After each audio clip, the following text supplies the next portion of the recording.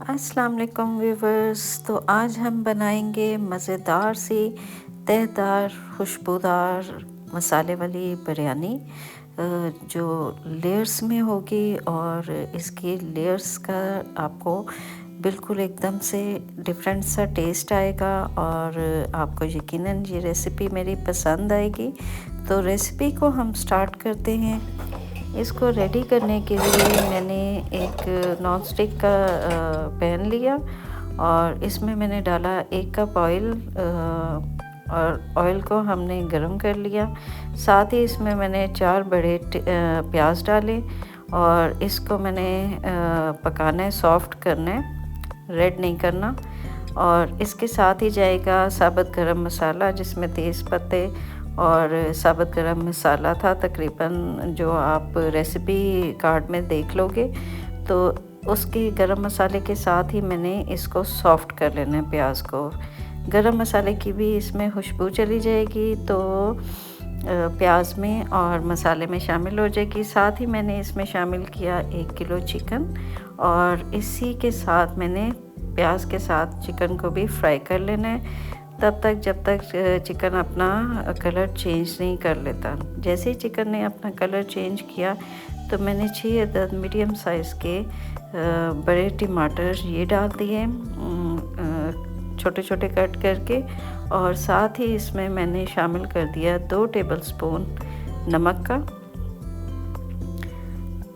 یہ ریسیپی 1 کلو کی ہے تو اس کے مطابق 2 ٹیبل سپون نمک ڈالا، اور میں نے 1.25 ٹیبل سپون لال مرچوں کا یہ شامل کر دیا، اور اس کو میں نے اچھے سے مکس کیا۔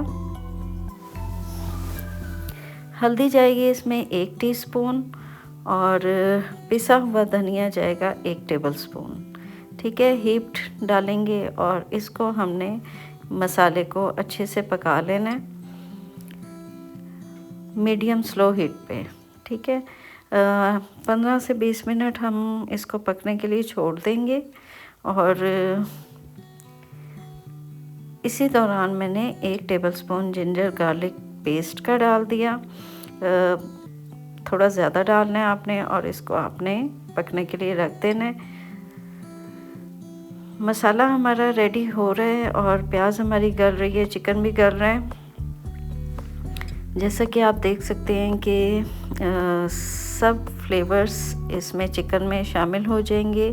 پانی میں نے بالکل نہیں ڈالا، کیونکہ پیاز اور ٹماٹر کا پانی خود ہی ریلیز ہوگا، اور اسی پانی میں ہی ہمارا چکن اور تمام مسالہ ٹینڈر ہو جائے گا، گل جائے گا اچھے طریقے سے، اور اسی فارم میں ہمیں یہ چاہیے ہوگا، ٹھیک ہے۔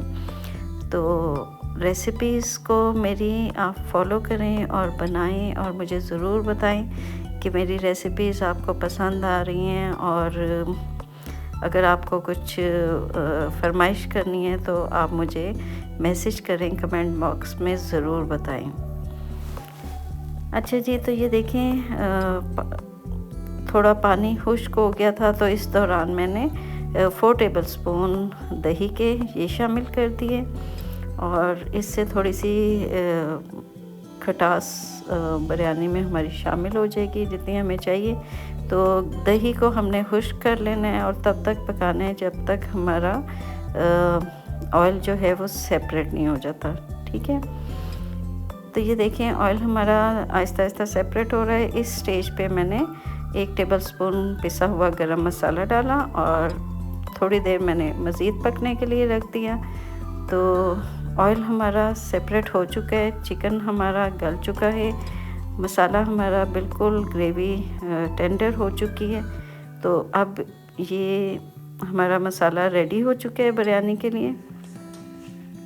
دوسری طرف میں نے دیچکی میں چاولوں کے لیے پانی ڈالا، اور اس میں نے ثابت ہری مرچیں ڈال دیں، اور 1 ٹیبل سپون زیرہ ڈال دیا، اور 2 ٹیبل سپون میں نے نمک کے ڈالے۔ آپ نے یہ کوانٹٹی رکھنی ہے کہ چاول تھوڑے سے نمکین ہونے چاہیے، آپ چکھ کے دیکھ لیجئے گا کہ چاول نمکین ہیں کہ نہیں۔ اچھا جی، اس کو ہم نے 2 کنی पका लिया था। थोड़ा सा मसलन 70% हमने इसको पकाना है। और देखें अभी चावल थोड़े से दो करनी थे तो मैंने इसको ड्रेन आउट कर लिया और अब मैं इसकी लेयर्स बना रही हूँ। तो सबसे पहले इसमें देचके में मैंने चावलों की एक लेयर बिछाई और उसके ऊपर मैंने जो हमारा मसाला था वो सारा लेयर्स की सूरत में हमने फैला दिया, ठीक है। और इसको अच्छे से फैला दिया, जितना भी बाकी मसाला था वो मैंने चावलों के ऊपर डाल दिया। और उसके बाद मैंने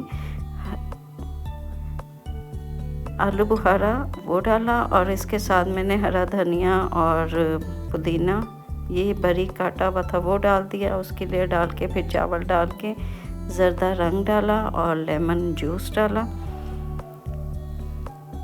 तो इसको हमने दम पे रख देना है। और आप देख सकते हैं कि तह वाली बिरयानी हमारी रेडी हो चुकी है।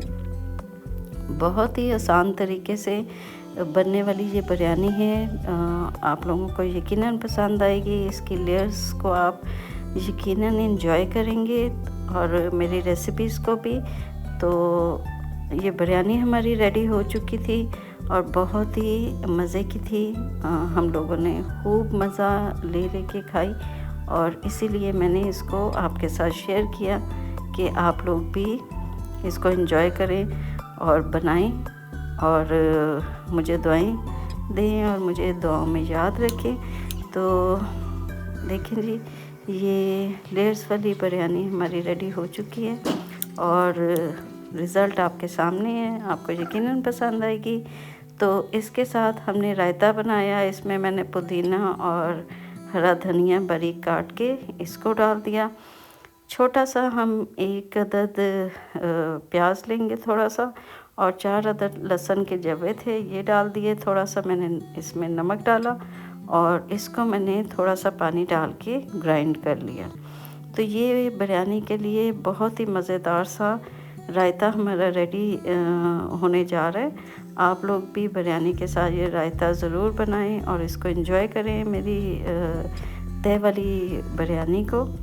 और कमेंट बॉक्स में मुझे ज़रूर बताएं और मेरे चैनल को सब्सक्राइब करना मत भूलें, कुकिंग चार्म्स फरा।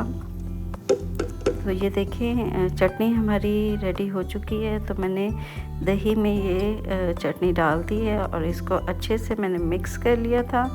और मिक्स करने के बाद ये चटनी हमारी रेडी हो चुकी है और हमने इसी चटनी के साथ अपनी बिरयानी को बहुत एंजॉय किया था। दुआ में याद रखिए। अल्लाह हाफिज़।